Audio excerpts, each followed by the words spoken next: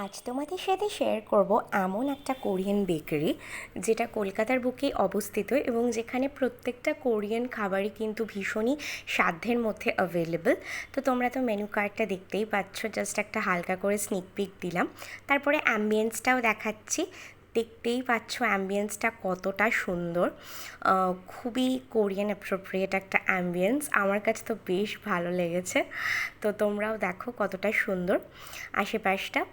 তারপরে আমি একটুখানি হালকা করে নিজেকেও দেখিয়েছিলাম, সেটা তোমরা এক্ষুনি দেখতে পাবে। তো এটা ছিল আমার সেদিনের লুক। তো অর্ডার করা হয়েছিল আলিও ওলিও, আর এর সাথে অর্ডার করা হয়েছিল আরও একটা কোরিয়ান ডিশ, যেটার নাম আমি স্ক্রিনে মেনশন করে দেব।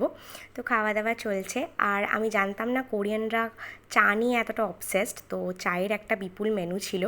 তো ল্যাভেন্ডার টি অর্ডার করা হয়েছিল, আর ডেজার্টে পেস্ট্রি অর্ডার করা হয়েছিল। লোকেশনটা আমি ক্যাপশনে দিলাম।